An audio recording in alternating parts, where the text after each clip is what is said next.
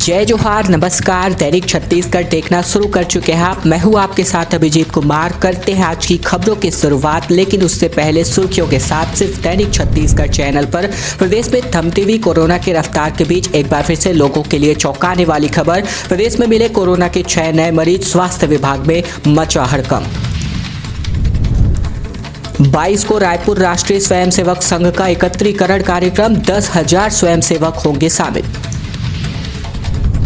रायपुर में बागेश्वर धाम के महंत धीरेन्द्र कृष्ण शास्त्री सुनाएंगे कथा, 2 दिन का लगेगा भव्य दरबार।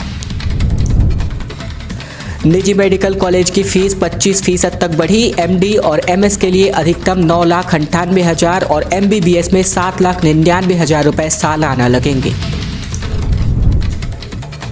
3 रेत खदानों की होगी नीलामी। बिलासपुर के रेत घाटों का होगा नीलामीकरण। इसके अलावा 3 से 9 फरवरी तक लगा सकेंगे बोली। लोडिंग चार्ज से रेट बढ़ेगा। एक व्यक्ति को एक ही घाट की अनुमति। मुख्यमंत्री भूपेश बघेल ने दी पाली में माइनिंग पॉलिटेक्निक और कोरबी में हाथी रेस्क्यू सेंटर की सौगात। मुख्यमंत्री ने बीते दिन पाली तानाखार विधानसभा क्षेत्र का किया दौरा। अब खबरों को विस्तार से जानते हैं। इसके पहले अगर आप छत्तीसगढ़ प्रदेश के हैं, छत्तीसगढ़ की प्रमुख बड़ी खबरें ठीक इसी प्रकार रोजाना देखना चाहते हैं तो नीचे लाल कलर का सब्सक्राइब बटन दिया है, जिसे दबाकर चैनल को आपको सब्सक्राइब करना है। छत्तीसगढ़ में जियो 5G लॉन्च हो गया है। मुख्यमंत्री भूपेश बघेल के बटन दबाते ही 1.4 GB की स्पीड मिली। रायपुर और दुर्ग भिलाई में सेवा शुरू हो चुकी है। दरअसल बीते दिन इंटरनेट की 5G सेवा छत्तीसगढ़ में लॉन्च की गई। एक स्थानीय होटल में आयोजित समारोह में मुख्यमंत्री भूपेश बघेल ने जियो 5G इंटरनेट सेवा का औपचारिक उद्घाटन किया। मुख्यमंत्री के बटन दबाते ही 1.4 गीगाबाइट यानी 1.4 GB की इंटरनेट स्पीड मिली। इसके साथ तेज रफ्तार इंटरनेट सेवा रायपुर और दुर्ग भिलाई के शहरों में शुरू हो चुकी है। बताया गया कि दिसंबर 2023 तक प्रदेश के सभी तहसीलों तक यह सेवा पहुंच जाएगी। कंपनी ने अक्टूबर 2022 में देश में 5G इंटरनेट सेवा शुरू की थी। मध्य प्रदेश के भोपाल, इंदौर में इसे दिसंबर में लॉन्च किया गया। इस बीच छत्तीसगढ़ में उपकरणों का अपग्रेडेशन जारी रहा। अब इसको आधिकारिक तौर पर लॉन्च कर दिया गया है। छत्तीसगढ़ में अब धीरे से गर्मी बढ़ने वाली है। पश्चिमी हवाओं का आना शुरू हो चुका है। सर्दी के मौसम की विदाई का समय अब आ गया है। दरअसल छत्तीसगढ़ में पछुआ हवाओं का आना शुरू हो चुका है। इसकी वजह से सर्दी के मौसम की विदाई अब तय हो गई है। पश्चिमी हवाओं के प्रभाव की वजह से धूप अब अधिक गर्म महसूस होगी। इसके साथ ही न्यूनतम तापमान में भी वृद्धि होने लगेगी। अगले कुछ दिनों में तेजी से गर्मी बढ़ने की संभावना जताई जा रही है। मौसम विज्ञान विभाग के मुताबिक छत्तीसगढ़ में चरम सर्दी का मौसम अब जाकर खत्म हो गया है। इस बीच सबसे न्यूनतम तापमान 2.6 डिग्री सेल्सियस रिकॉर्ड किया गया। ऐसा 7 जनवरी को कोरिया में रिकॉर्ड हुआ था। इसके बाद यह 2.7 डिग्री सेल्सियस कबीरधाम जिले में रिकॉर्ड हुआ। तापमान में इतनी गिरावट अधिक दिन कायम नहीं रही। एक सप्ताह के भीतर ही न्यूनतम तापमान 8 डिग्री सेल्सियस तक बढ़ गया। नतीजे चिंताजनक होते नजर आ रहे हैं। कोरोना के बाद पहली बार ऑफलाइन परीक्षा में 9वीं के 70% छात्र फेल हो गए हैं। 11वीं 12वीं के नतीजे भी पूरी तरीके से खराब नजर आ रहे हैं। दरअसल पहली बार कक्षा में बैठकर परीक्षा दे रहे 9वीं कक्षा के 70% छात्र छात्राएं अर्धवार्षिक परीक्षा में फेल हो गए। वहीं 10वीं में 53, जबकि 11वीं में 59 और 12वीं में 53% छात्र अनुत्तीर्ण रहे। ये नतीजा बेहद ही डराने वाले हैं। ये विद्यार्थी परीक्षा में पूछे गए सवालों के सही जवाब नहीं दे पाए। असफल छात्र छात्राओं की अधिक संख्या ने जिला शिक्षा विभाग की चिंता बढ़ा दी है। इसका सबसे बड़ा कारण यह है कि बोर्ड कक्षाओं की प्रायोगिक परीक्षा शुरू हो गई है और आने वाले दिनों में प्री बोर्ड की परीक्षाएं होनी है। इस तरह आने वाले दिनों में उनकी नियमित कक्षाएं लगने की संभावनाएं कम है। फिर भी जिला शिक्षा विभाग के अधिकारी एक्स्ट्रा क्लासेस लेकर छुट्टी के दिनों में भी पढ़ाकर उसकी भरपाई करने की बात कर रहे हैं। छत्तीसगढ़ में बिजली चोरी को रोकने के लिए 59 लाख उपभोक्ताओं के घरों में प्रीपेड स्मार्ट मीटर लगाने का काम जल्द ही शुरू होने वाला है, क्योंकि बिजली वितरण कंपनी ने अब उसकी तैयारियां पूरी कर ली है। इसी माह से काम शुरू होने की उम्मीद है। इस व्यवस्था से बिजली चोरी पर अंकुश लगेगा। स्मार्ट मीटर लगने से जो उपभोक्ता जितनी बिजली का इस्तेमाल करेगा, बिल उतना ही आएगा। साथ ही बिजली बिल जमा करने के लिए लाइनों में नहीं लगना पड़ेगा। अधिकारियों के मुताबिक घरों के साथ ही व्यापारिक संस्थानों, उद्योगों में भी अनिवार्य रूप से इन स्मार्ट मीटर्स को लगाया जाएगा। इससे फायदा ये होगा कि रिचार्ज करवाने से बिल का भुगतान करने की समस्या पूरी तरीके से खत्म हो जाएगी। ठीक उसी प्रकार रिचार्ज करना होगा जैसे मोबाइल के उपयोग करने से पहले आप उसमें रिचार्ज लाते हैं। मुख्यमंत्री ने पतंग उड़ाई, पेचे लड़ाए। भूपेश बघेल ने तातापानी महोत्सव का शुभारंभ किया। 15 जनवरी को मशहूर सिंगर शान अपनी प्रस्तुति देने वाले हैं। दरअसल छत्तीसगढ़ के मुखिया भूपेश बघेल संक्रांति के अवसर पर बीते दिन बलरामपुर रामानुजगंज जिले पहुंचे। यहां उन्होंने तातापानी महोत्सव का उद्घाटन किया और पतंग उत्सव में शामिल हुए। भूपेश बघेल ने सबके साथ मिलकर खुद भी पतंग उड़ाई और गर्म पानी के कुंड में और साथ ही साथ झरनों के लिए प्रसिद्ध तातापानी में हर साल मकर संक्रांति के अवसर पर भव्य मेले का आयोजन होता है। मुख्यमंत्री ने मकर संक्रांति पर्व 2023 का शुभारंभ करते हुए लोगों का अभिवादन स्वीकार किया, उन्हें त्योहार की शुभकामनाएं दी। तातापानी में शिव मंदिर प्रांगण में स्थित 12 ज्योतिर्लिंगों के भी दर्शन किए। 10,000 छात्रों ने किया सूर्य नमस्कार। 14 से लेकर 23 जनवरी तक बिलासपुर के सभी सरस्वती शिशु मंदिरों में इसका आयोजन हो रहा है। शारीरिक और मानसिक स्वास्थ्य के लिए जरूरी बताया जा रहा है। बिलासपुर जिले में संचालित सरस्वती शिशु मंदिरों के स्कूलों में मकर संक्रांति के अवसर पर एक साथ 10,000 विद्यार्थियों ने सूर्य नमस्कार किया। सरस्वती शिशु मंदिर स्कूलों में सूर्य नमस्कार का सामूहिक यज्ञ अभियान बीते दिन से शुरू किया गया है। 23 जनवरी तक सभी स्कूलों में प्रतिदिन सूर्य नमस्कार किया जाएगा। छात्रों को मानसिक और शारीरिक रूप से मजबूत बनाने के लिए ये नवाचार शुरू किया गया है। नारायणपुर हिंसा मामले में 46 आरोपियों की गिरफ्तारी अब तक हो गई है। चर्च में तोड़फोड़ समेत पुलिस जवानों की पिटाई में भी ये आरोपी शामिल थे। फरार आरोपियों की तलाश अभी भी पुलिस के द्वारा की जा रही है। छत्तीसगढ़ के नारायणपुर जिले में धर्मांतरण मामले में पुलिस ने अब तक कुल 46 लोगों की गिरफ्तारी की है। इनमें 1 जनवरी को एड़का थाना के गोर्रा गांव में 2 समुदायों के बीच हुए विवाद और फिर पुलिस जवानों की पिटाई करने वाले कुल 16 लोगों को गिरफ्तार किया गया है। इसके अलावा 2 जनवरी को नारायणपुर में चर्च में तोड़फोड़ और एसपी समेत पुलिसकर्मियों को मारने वाले हिंसक घटना के कुल 30 आरोपियों को गिरफ्तार कर जेल भेज दिया गया है। बताया जा रहा है कि पुलिस अब भी आरोपियों की तलाश में जुटी है। 1 जनवरी को जिले के गोर्रा गांव में धर्मांतरण के मुद्दे को लेकर आदिवासी समाज के सदस्य और परिवार के जो भी धर्मांतरित परिवार है इनके बीच लोग बैठक कर रहे थे।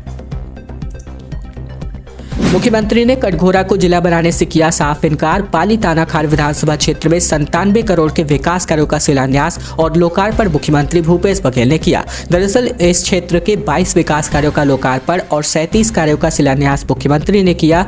इसके अंतर्गत लोक निर्माण विभाग के 3 कार्य, प्रधानमंत्री ग्राम सड़क योजना अंतर्गत 1 कार्य, जनपद पंचायत पौड़ी उपरोड़ा के अंतर्गत 12 कार्य, जबकि जनपद पंचायत पाली के अंतर्गत 5 कार्य और स्वास्थ्य एवं परिवार कल्याण विभाग के अंतर्गत 1 कार्य का लोकार्पण शामिल है। इसी तरह प्रधानमंत्री ग्राम सड़क योजना के अंतर्गत 2 कार्य, जनपद पंचायत पाली के अंतर्गत 4 कार्य भी यहां पर प्रस्तावित हुए हैं। छत्तीसगढ़ में 800 लोगों को नौकरी देगी 2 कंपनियां। पोषण आहार और फोर्टिफाइड राइस, साथ ही साथ मक्का और कनकी से एथेनॉल बनाने के लिए प्लांट लगाया जाएगा। छत्तीसगढ़ में 2 नई कंपनियों ने उद्योग लगाने के लिए छत्तीसगढ़ सरकार से करार किया है। इसमें एक कंपनी पोषण आहार और फोर्टिफाइड राइस बनाएगी, तो वहीं दूसरी कंपनी मक्का के स्टार्च और चावल की कनकी से एथेनॉल बनाने का प्लांट लगाएगी। अधिकारियों के मुताबिक ये उद्योग लगने से स्थानीय लोगों को रोजगार मिलेगा। उद्योग मंत्री कवासी लखमा की उपस्थिति में बीते दिन रायपुर स्थित उद्योग भवन में 2 MOU पर हस्ताक्षर किए गए। पहला करार नई दिल्ली के सुरुचि फूड्स प्राइवेट लिमिटेड के साथ हुआ, जबकि दूसरी कंपनी पूरक पोषण आहार और फोर्टिफाइड राइस के लिए 111 करोड़ रुपए का निवेश छत्तीसगढ़ में करने वाली है। इस उद्योग से 800 लोगों को रोजगार उपलब्ध होगा। मिड डे मील को लेकर के खबर है। फिलहाल योजना में लापरवाही के कारण BEO ने 150 प्रधान पाठकों को सो कॉज नोटिस थमा दिया है। फिलहाल खबर छत्तीसगढ़ के जशपुर जिले से, जहां पर कलेक्टर रवि मित्तल के मार्गदर्शन में शिक्षा विभाग में कसावट लाने के कई कवायद किए जा रहे हैं। बगीचा SDM RP चौहान के निर्देशन के बाद मिशन में 40 डेज में खाना फोकस करने के साथ ही लगातार स्कूलों का निरीक्षण किया गया। वहीं मिड डे मील को लेकर हमेशा चर्चा में रहने वाले विकासखंड बगीचा के 150 प्रधान पाठकों को सो कॉज नोटिस जारी किया गया है। भाजपा का चौपाटी विरोध धरना खत्म हो गया। पूर्व मंत्री राजेश मूणत 10 दिन से सड़क पर बैठे हुए थे। इसके अलावा केंद्रीय मंत्री के जांच के आश्वासन के बाद धरने को समाप्त किया गया। रायपुर में जारी भारतीय जनता पार्टी का धरना खत्म कर दिया गया है। यह धरना साइंस कॉलेज के पास बन रहे यूथ हब के विरोध में था। पूर्व मंत्री राजेश मूणत ने दावा किया था कि यूथ हब के नाम पर यहां नगर निगम चौपाटी बनाकर माहौल बिगाड़ने का प्रयास हो रहा है। इसी कड़ी में बात करें तो विरोध में यहां धरना प्रदर्शन किया जा रहा था। साथ ही पूर्व मंत्री राजेश राजेश मूरत धरना स्थल पर ही रात बिता रहे थे। साइंस कॉलेज ग्राउंड के पास जारी धरने में भाजपा प्रदेश उपाध्यक्ष डॉक्टर रमन सिंह भी पहुंचे। उन्होंने कहा कि स्मार्ट सिटी प्रोजेक्ट में केंद्रीय मंत्री की ओर से जांच का भरोसा मिला है, इसीलिए ये धरना स्थगित किया जा रहा है। कारोबारियों को पीट रहे हैं ईडी के अफसर। फिलहाल वकील ने ये बयान जारी किया है। पूछताछ के लिए 32 घंटे खड़ा रखा, पिटाई से आंख में आई चोट, अब कोर्ट में मामला जाने वाला है। दरअसल ईडी की कार्यवाही प्रदेश पे जारी है। आईएएस अफसरों, कारोबारियों और साथ ही साथ बड़े राजनेता ईडी के रडार पर है। इसके अलावा छापों के बाद प्रवर्तन निदेशालय के अफसर पूछताछ के लिए लगातार लोगों को अपने दफ्तर बुला रहे हैं। इस पूछताछ में लोगों के साथ क्या सलूक किया जाता है, इसका खुलासा कारोबारी के वकील ने किया है। वकील ने बताया कि ईडी के अफसर बयान देने के लिए मजबूर करते हैं, पीटते हैं और तरह तरह की सजाएं दी जाती है। अब बात कोर्ट तक पहुंच जा रही है। रायपुर की अदालत ने कारोबारी की शिकायत स्वीकारते हुए इस मामले पर ईडी से जवाब तलब किया है। प्रधानमंत्री आवास का मुद्दा बनाकर भाजपा अब हर विधानसभा में पदयात्रा का आयोजन करने वाली है। भाजपा प्रदेश संगठन ने प्रधानमंत्री आवास योजना को एक बड़ा मुद्दा बनाकर इस पर प्रदेश सरकार को घेरने की रणनीति बनाई है। इसको लेकर पंचायत से लेकर के जिला, विधानसभा और अंत में राज्य स्तर पर आंदोलन किया जाएगा। इसी बीच विधानसभाओं में पदयात्रा करने की भी योजना बनाई गई है। इसमें सभी बड़े नेता शामिल होंगे। साथ ही 2 से 3 दिनों तक की यात्रा को अनंतिम रूप से सरगुजा में 20 और 21 जनवरी को होने वाली प्रदेश कार्य समिति में दिया जाएगा। इसी के साथ तय होगा कि कहां से यात्रा में कौन से बड़े नेता जाने वाले हैं। भाजपा हर पंचायत में विधानसभा के दौरे में इस समय पीएम आवास से वंचित लाखों हितग्राहियों से मुलाकात कर उनसे फॉर्म भरवा रही है। अब तक 6000 पंचायतों तक पहुंचकर तकरीबन 4 लाख आवेदन भरवाए जा चुके हैं। डॉक्टर रमन सिंह ने कहा कि दिल्ली नहीं जाऊंगा। फिलहाल मोदी कैबिनेट में जगह मिलने की चर्चा पर मुख्यमंत्री ने इस प्रकार का बयान जारी किया। पूर्व मुख्यमंत्री ने क्षमा कीजिएगा। दरअसल मोदी कैबिनेट में डॉक्टर रमन सिंह को जगह मिलने की चर्चा है। इसको लेकर स्थितियां को स्पष्ट करते हुए खुद डॉक्टर रमन सिंह ने साफ तौर पर यहाँ पर बयान जारी किया है।